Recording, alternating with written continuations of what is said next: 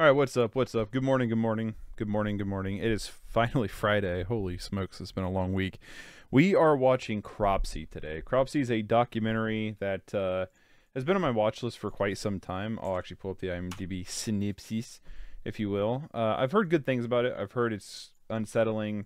I've heard it's disturbing. Whether if it's actually disturbing is a completely separate story, but I've heard it's disturbing, so... Cropsey from 2009, directed by Barbara Brana. I should have looked up how to say that. That is a wild last name. Brancaccio and Joshua Zeman. Realizing the urban legend of their youth has come actually true, two filmmakers delve into the mystery surrounding 5 missing children and the real-life boogeyman linked to their disappearances. This is available on a ton of stuff. You can watch this on Freevee. You can watch this on Plex. You can watch this on Pluto. You can watch this on Prime. You can watch this on Roku. You can watch this on Tubi. I got it pulled up on the Roku channel. I didn't realize it was on Prime, or I probably would have pulled it up on Prime. But I've already got it pulled up, so I'm gonna let it go. Real shout out, real quick, to Bloody Indignant, who followed me on Twitch when I was not logged in or streaming or whatever. So shout out to them. Thank you very much. If you want to watch any of these unedited, you can watch them live when they happen on Twitch on Fridays at 8 a.m. Eastern. I know it's early, but it's the time I got. So you can go over there, follow me on Twitch, turn on your bell notification if you're watching this on YouTube. And if you want to watch these fully unedited, re-uploaded, the VODs, if you will, you can follow me on Patreon. You can subscribe to my Patreon, become a patron to the Patreon. Have I said Patreon enough this thing? Without further ado, I want to jump into this thing. I'm excited about it. I've been on a real documentary binge as of here recently. So I'm looking forward to checking this one out. Finally crossing off my list. And yeah, so let's start this bad boy. 3, 2, 1, go. Let's do it. Just getting some... getting our little company logos out of the way, if you will. Got a nice shot on video quality already. I'm liking that. This is from 2009. Man, there's really... Cropsey used a hash slinging slasher. Sometimes my jokes would be better if I could just enunciate correctly on the first go. What I was going to say is there's no quite vibe like VHS quality video. You know what I mean? That is definitely an aesthetic. I like the startup to this. I'm a huge fan of crime and mystery documentaries or, like, you know, thrillers and stuff. I don't know. It's just interesting. It's like when you have a crime mystery, it's like an inherently just compelling story out of the gate. If it's like true crime, you know what I mean? Because it's just fascinating what some people, and horrifying what some people will do. You know what I mean? I'm liking the music so far. So putting music. I've come weirdly, like, I've always liked documentaries, don't get me wrong. I've always been a fan of documentaries, but I've come, like, to really love the genre diving into while making my own. You know what I mean? And it's just it's such an important important genre because it encapsulates time caps a certain story that you can always reference back to. I don't know. This all takes place in Staten Island. Excuse me. So I wonder if this whole entire thing was shot on VHS. Because it's a little weird when we cut to, like, the map of the, like, Staten Island land, and it's, like, super clear. I wonder if I can figure out what this was shot on. Excuse me. There's nothing quite like the Staten Island dialect, is there?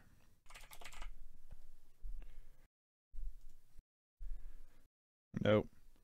Can't find it. They should make it mandatory that people... Oops, sorry. They should make it mandatory that people say what their films are shot on. Yeah, the Cropsey legend, the Cropsey boogeyman, the cropper, if you will. Make sure you get out to the mall. I'll tease accents, but I know what I sound like, which is not good. I sound like I gargle water most of the time.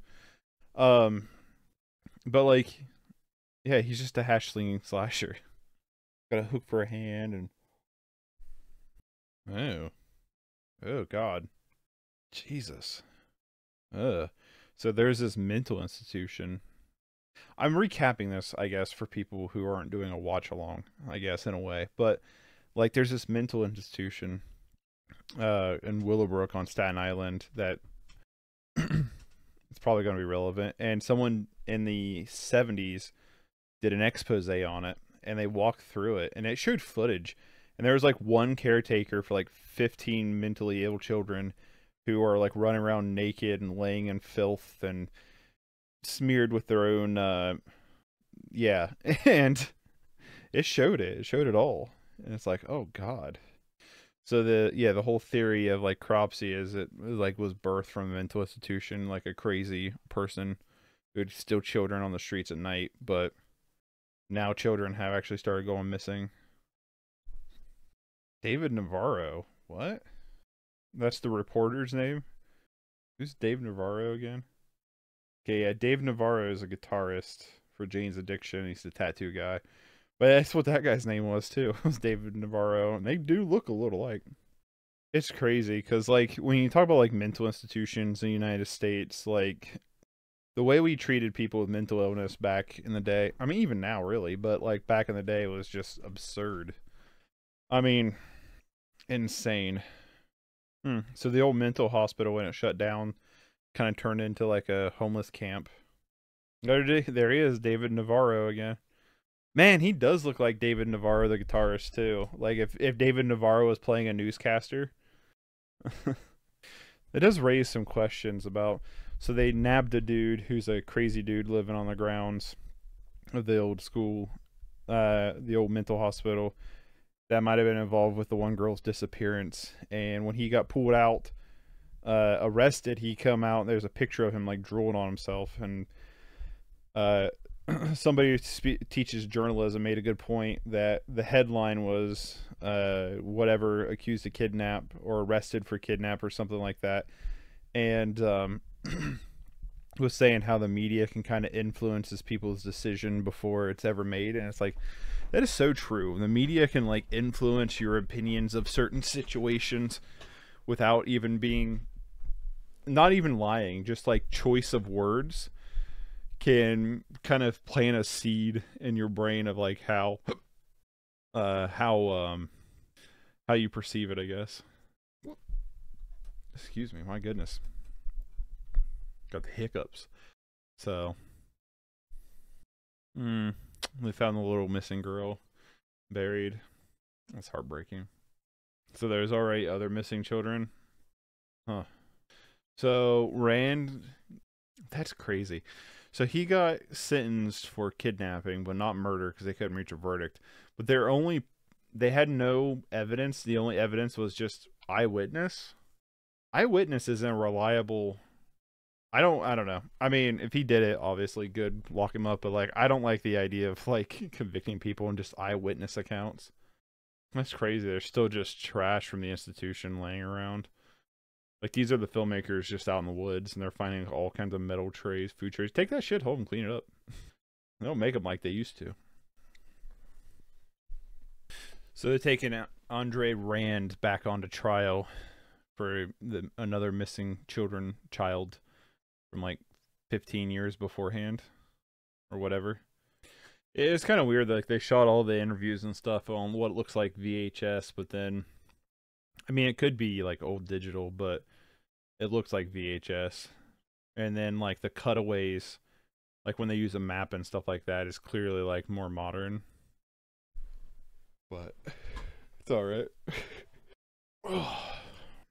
They interviewed some dude just snacking on lunch while he's doing this interview. I was like sitting there because it was in a cutaway. I'm like, did that dude just like take a bite of food and then it cuts and he's like talking and chewing and it's like, what the? Put down the sandwich for 5 seconds. I get it though. I'm the same way. Oh, excuse me. It's early, man. You know what I mean? It's early to do this shit. That's crazy. This dude shared prison cells with the son of Sam, David Berkowitz.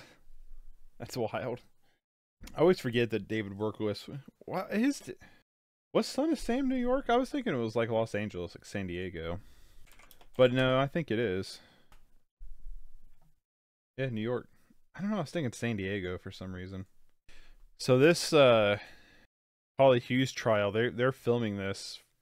It's like going on at the same time of making the documentary, I guess. That's kind of interesting. And realize this is going to turn into a court case.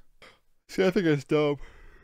Apparently, New York doesn't allow cameras in courtrooms. I think courtrooms are public property, and I think all public cases should be allowed to be filmed. Anybody should be able to walk into any court case, period, and film it. I think it's crazy you can't. It's absurd to me. I feel like I can't breathe this morning. I'm all stuffed up. You know what I mean? All stuffed up from sinuses. Ice cold beer, soda, cold cuts. It's weird, like, how many different, like, dialects there are in America. You got, like, the New York accent, the Staten Island accent, the New Jersey accent, the Boston accent, the Southern accents, the Midwestern accents, the West Coast accents. It's crazy.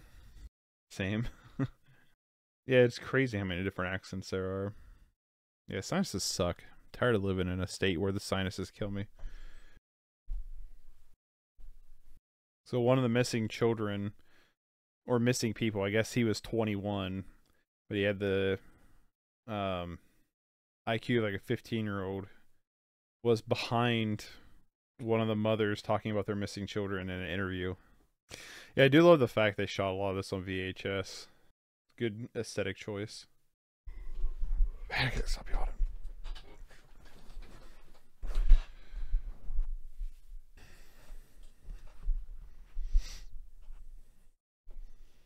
See, that's interesting because, like, basically there's, like, conflicting eyewitness stories. And, like, that's what, like, most of this trial is based off of. Just eyewitness testimony. And it's so, like, I don't know. I just don't like the idea of convictions on eyewitnesses. There needs to be there needs to be, like, hard evidence. Non-feudable hard evidence. Can't stop yawning. Using huskies to find dogs. Smart. This is a good point. The one detective said that, you know, when the death of the child is one of the worst crimes, but the missing child is worse because the parents get no closure. And it's like, yeah, that would suck. I'm not entirely sure this dog is trained very well. Because he's like, sniff it out, sniff it out. And the guy flicked this can. The dog was like, I'm going to get it. And he had to, like, rein it back in. It's like, I don't feel like that's a super duper trained sniffer. You know what I mean? I feel like that dog's more in the play mode.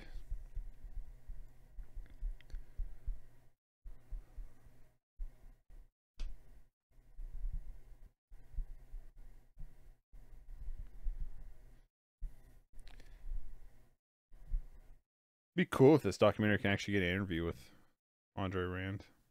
Too bad Rand wouldn't speak to him. That'd be cool if they would have got the killer to interview with. That would have been really cool. That's crazy. So there's like underground tunnels in between, like underneath the school, that people were basically like living in. That's crazy. It's crazy. Tunnels under the school or the hospital. Well, the school was kind of a mental hospital. There's like basically like both together. It's common then for TB. Our abandoned asylum has underground tunnels too. That's crazy. Ew. So you used to dig up bodies for necrophilia reasons? Oh, God. Wonder if our abandoned asylum has people living in... Probably not, because our building still gets used, right? Yeah, it's owned and used, and I believe they sealed off the tunnels. I wasn't sure. I don't pay much attention to it. I just know it's being used. Not all of it, though. Isn't the TB ward, like, sealed off, though? So... Never mind. I'm not sure if it's TB ward, but there's part of the old asylum that's not being used, more for than storage, and I know the owners of the building are trying to get it clearing to tear it down, but historians are fighting it. Just let them tear it down.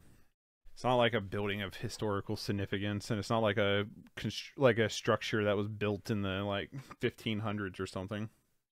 Just a shitty brick building where they tortured people.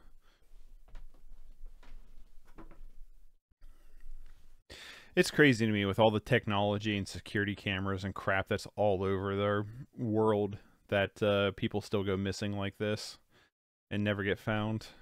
It's crazy. You know? It's really crazy. The child went missing and they just assumed the dad, because the dad wasn't living here, took the kid. And so they never bothered like checking on, like following up with it. That's crazy. That's crazy. Where's the dad at? Oh, he's not around here. Oh, the dad probably took him. They might get him for an interview. Hell yeah, let's go. Let's go get him, boys. I think it'd be kind of cool to live on an island. I know this is going to be weird to say. I mean, Staten Island's a thing where you can just hopscotch right over, but like, I don't know. It's kind of an interesting idea just to be in this small little community that's on its own little thing. I know Ohio's got an island somewhere. I wouldn't mind visiting. Where's that at? Put-in-Bay. Well, yeah, I know it's north because you can't go south from us.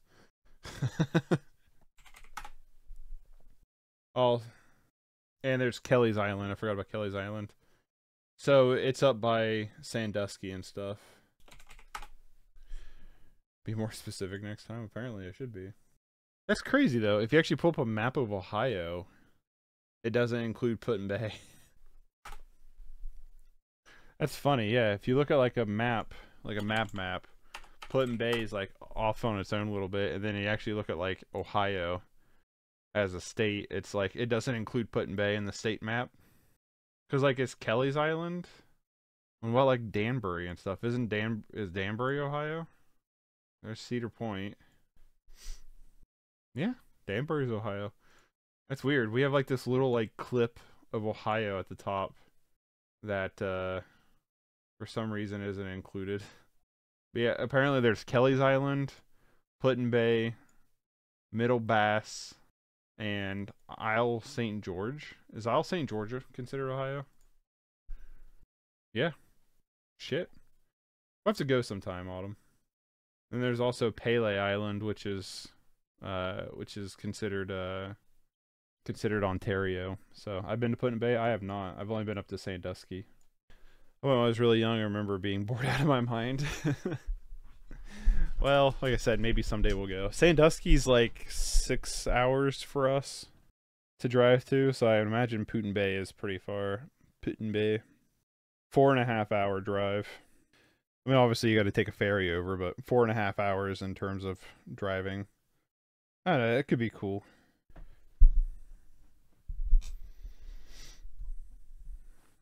What's this about satanic priests? What? On my Ohio Put-in-Bay tangent. Huh. So there was apparently a devil worshipping cult? Well, that would have been the Satanic Panic era, right? Huh. That's kind of interesting. What?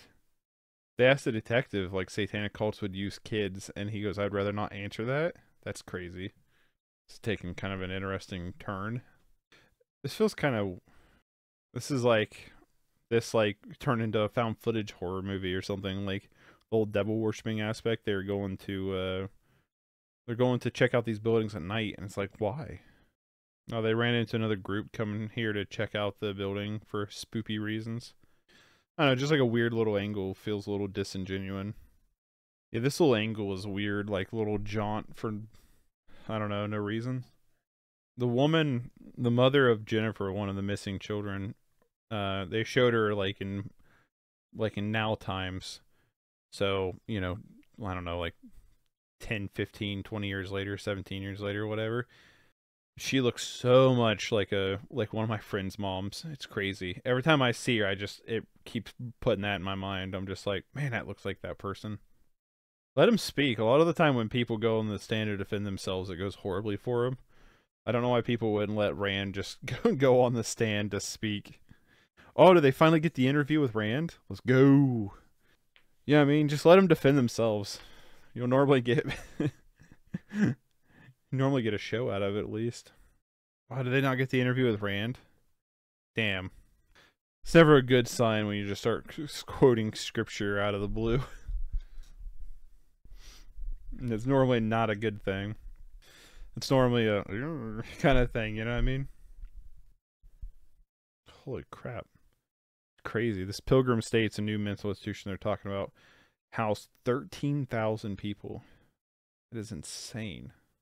That is insane. Like, that is an insane amount of people. This is interesting. About, like, just like, no, like, they can't find the motive. I'm curious if they've done anything else. They did The Loneliest Whale, The Search of 52. Oh, Joshua Zeman did. It doesn't sound that interesting. It's on Hulu, though. Looks like Cropsey was their first documentary. What about Barbara? Bab. Hey, Bab. Barbara. Only did Cropsey. That's the only credits Barbara's got. Huh. So according to this guy, they were interviewing this reverend took Andre Rand in while he's being like investigated. The police like bugged him or were like surveillancing him, and he told him that he took Jennifer. I mean, I guess that's the common denominator, is most of these children had some kind of learning disability. Huh. I didn't realize the person exposed this hospital was Geraldo Rivera. Man, the footage from inside this mental hospital is just gnarly. That's crazy. That's crazy. So they showed him the tape that Geraldo Rivera went through the mental institution. The dude like mentally broke. He like just completely spazzed out. He was just like went into like this comatose like state for like 2 days after watching that. That's crazy. So they got the guilty verdict on Rand with 0 evidence. That's crazy. That's crazy. I mean, if he's really the perpetrator, I'm glad he's off the street, but like it's just crazy to me that with 0 evidence they can just be like, yeah, convicted. If I was on jury, I couldn't convict anybody just based on eyewitness. Couldn't do it. So even though he's locked up, Rand's locked up, we still don't know if he was actually the person or not. There's no hard evidence that says Rand is, other than eyewitness testimony. That's what I'm saying. That's sad. Because they don't have a body for this one like they did with Jennifer.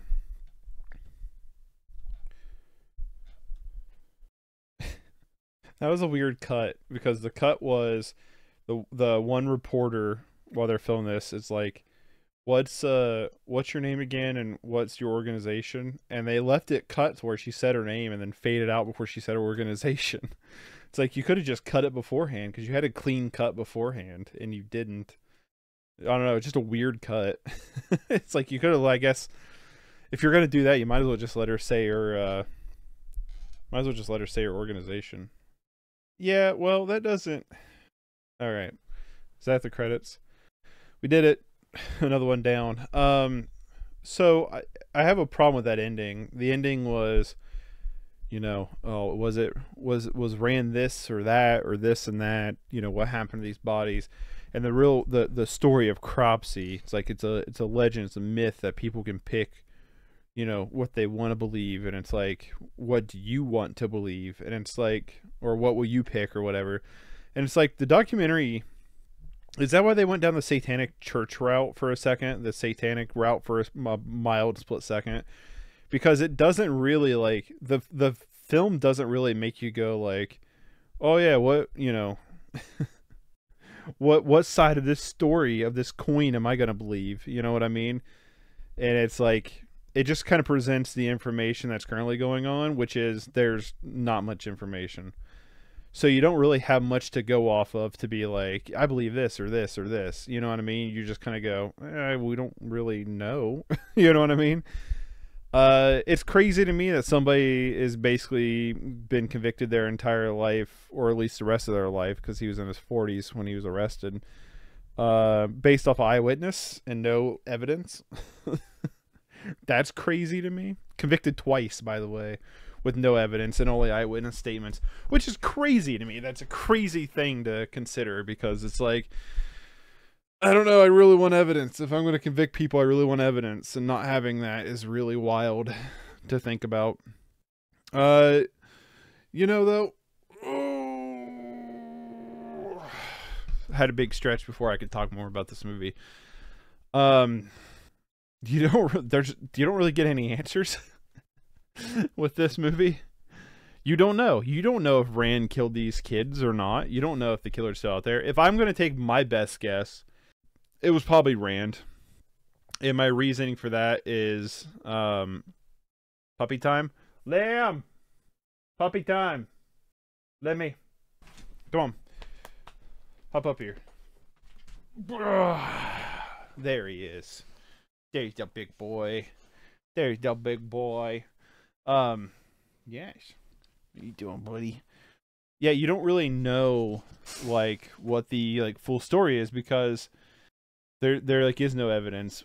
If I were to guess and put, oh, is that all you wanted? Is that all the time you needed?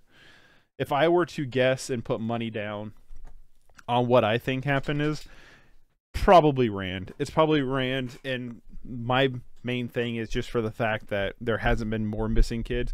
We have an established pattern of missing children, right? Children with learning disabilities. So we know what we're looking for, right? So like, that's my argument to like, it's probably Rand, because it all stopped when Rand got picked up, and I feel like a killer probably wouldn't stop. They'd probably just keep on trucking. That kind of case, especially if somebody else took the fall. I guess the question is, they could have left the area, right, and started killing up somewhere else, but I feel like somebody would have spotted that at some point. So probably Rand. It's probably Rand. At least that's probably my opinion. Killer Legends, delving into a collection of nightmares, this horror documentary investigates the origins of most terrifying urban legends and true stories that have inspired them. Okay. So it's another Joshua Zeman film, and it's like kind of doing the same thing Cropsey did. But anyway, back to what I was saying about Cropsey. So yeah, so you don't really like, so if I were to like take a shot in the dark and be like, this is probably the case, that's what I'm gonna say. As for the movie itself, 7 out of 10. I enjoyed it. It's good. I definitely think like the story itself is really interesting. I do like how Barbara Brancaccio or Kikano and Joshua Zeman, how they like structured the story, I thought was pretty good. I liked their documentation, like how they kind of went about like documenting stuff, and how they kind of involved themselves as characters in the documentary. It was good. Interesting story I was not aware of. But in terms of like the documentary, like in terms of like the documentary itself, I do think it's a weak ending because of the whole,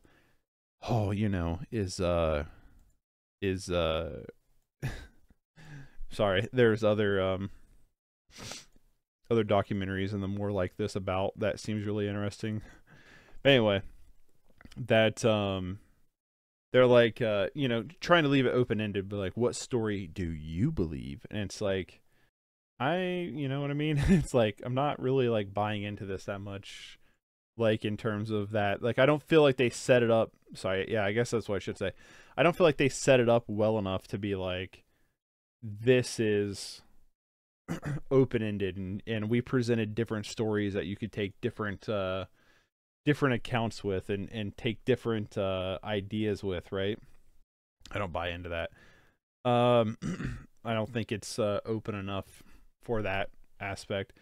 Then you have things like little tangents, so like the satanic cult, I think that's trying to lead into that, and you know what I mean? Like, the satanic cult thing aspect was just a little tangent that I was just like, why are we talking about this?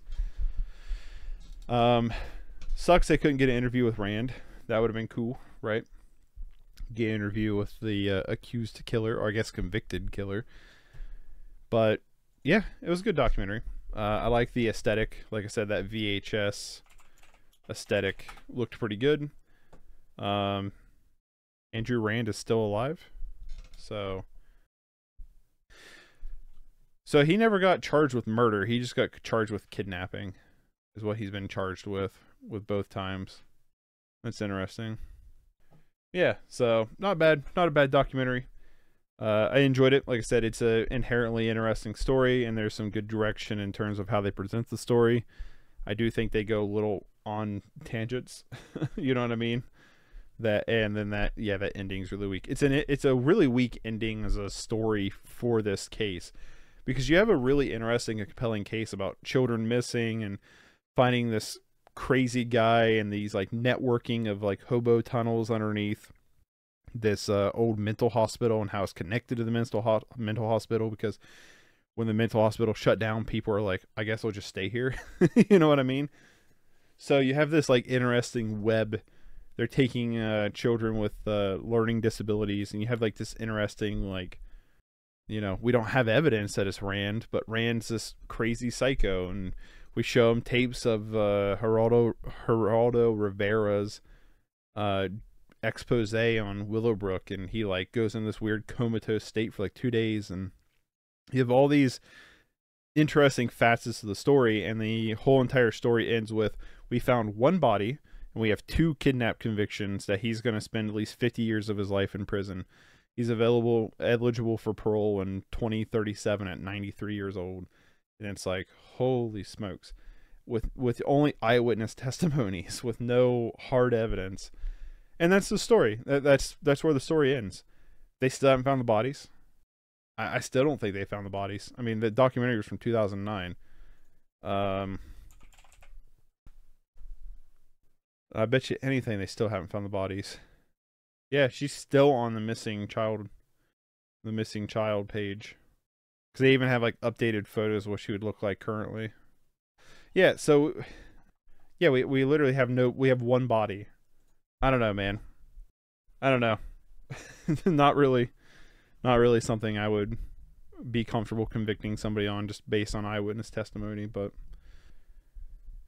you know what I mean? So interesting story. A little bit of unsatisfying ending, but that's not the documentary's fault. That's just the way the actual true story is. But I will say the documentary's ending was kind of lame about being open-ended about, you know, they're trying to tie it back to this urban legend of Cropsey, and, you know, how urban legends are formed from like actual killers or vice versa, and you have to decide on things. And it's like, you didn't really structure your documentary to present it that way.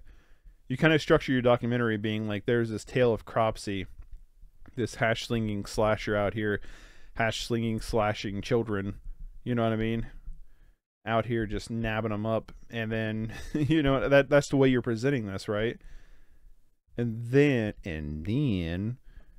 you go, here's the real boogeyman that, you know, basically fits his bill. And then you go on this small little micro tangent about satanic cults, and then at the end of it, you're like, what do you believe? And it's like, you didn't really present open-ended themes or ideas here. You're kind of just like telling the narrative, and then you had a small tangent that really felt like it didn't go with anything, you know? It is weird, though, that cop wouldn't comment if satanic churches use children. Like the satanic cults use children. Like, that's weird. Why didn't you answer that there, copper?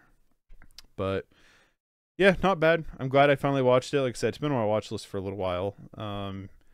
So glad I finally checked that one off. 7 out of 10. I enjoyed it. I'm gonna bounce for today. I'm actually gonna go.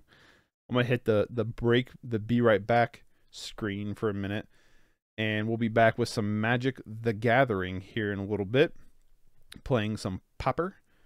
And this is what I'm curious about. I'm curious to see how Twitch transitions into the next category and see if it works pretty well. Outside of that, though, if you want to watch this, you're watching this on YouTube, you want to watch me do any of these live, 8 a.m. Monday, or I told you that at the beginning of this. And you can also follow me on Patreon, support me on Patreon. Not only does it support me and the channel, but you can watch these completely unedited. So see you in a little bit for those who are on stream, and for those watching on the YouTube, have a good one. Bye, everybody.